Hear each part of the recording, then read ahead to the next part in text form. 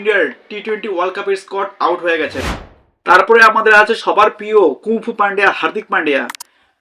তার struggle story যদি আপনারা শোনেন তাহলে আপনাদের চোখে জল চলে আসবে। সেই হার্দিক পান্ডিয়া, আমাদের kung fu Pandya, big hitter Hardik Pandya, তিনি যেরকম মাঠে অসাধারণ বল করে থাকে, তার সাথে তিনি অসাধারণ ব্যাটিং করে থাকে, এমনকি তার ফিল্ডিং এর কোনো প্রশ্নই হবে না। সেই হার্দিক পান্ডিয়া আপনারা চাইলে খেলাতে পারেন সেই হার্দিক পান্ডিয়াকে, এবং তারপর আপনাদের যাকে ইচ্ছা টিমে খেলিয়ে দিন, টিম জিতে যাবে।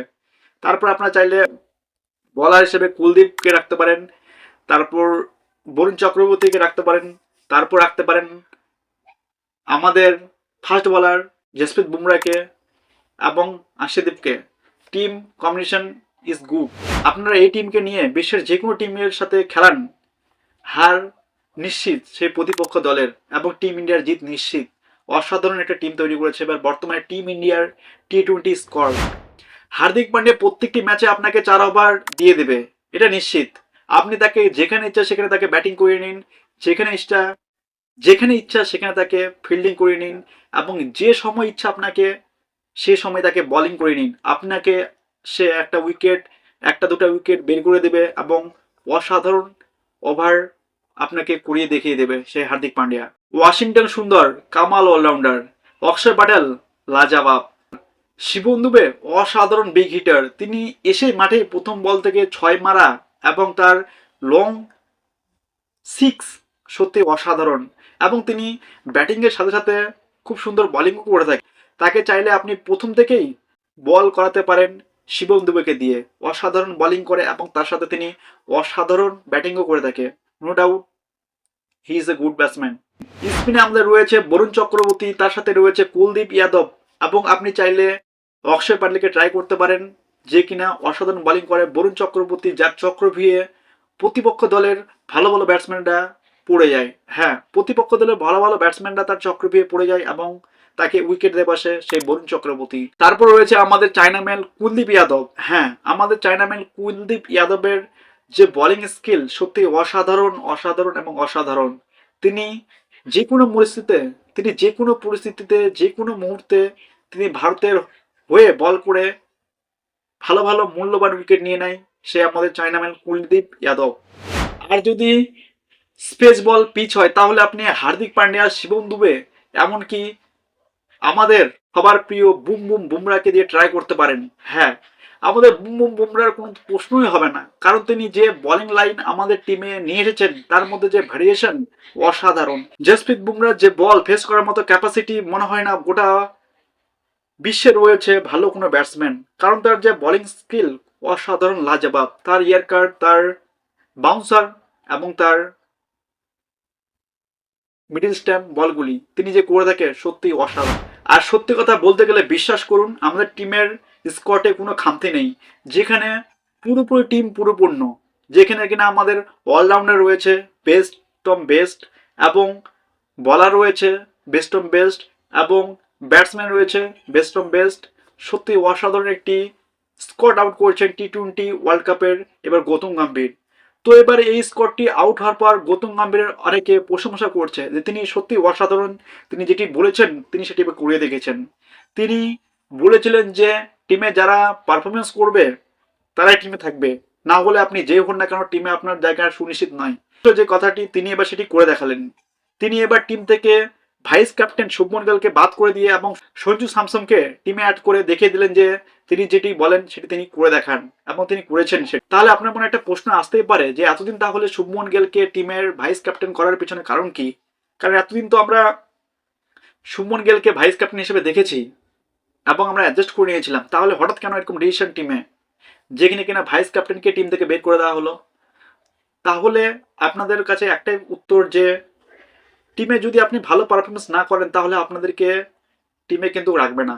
এটি বলেছে বোর্ড, বিসিসিআই এবং আমাদের প্রধান কোচ গৌতম গম্ভীর। তিনি তেমনই করেছেন এবার টিমে।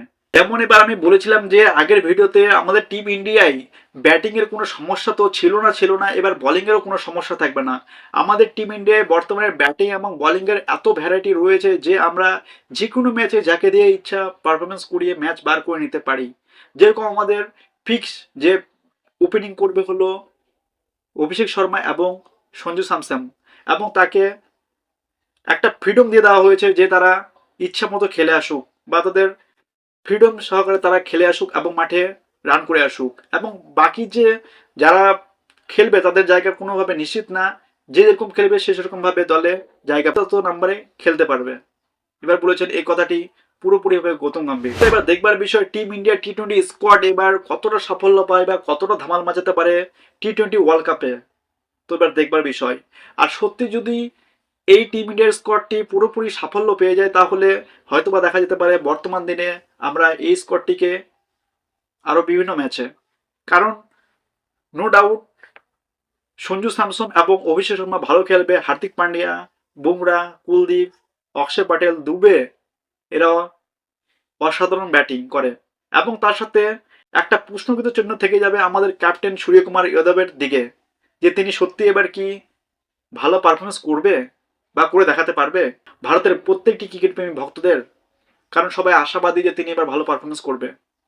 তো অল দ্য বেস্ট টিম ইন্ডিয়ার নতুন স্কোয়াডকে, এবং স্পেশালি অল দ্য বেস্ট আমাদের উইকেট কিপার ব্যাটসম্যান সঞ্জু স্যামসনকে, কারণ এত বিতর্কের পরেও তিনি এবার টিমে জায়গা পেয়েছেন, এটাই বিশাল।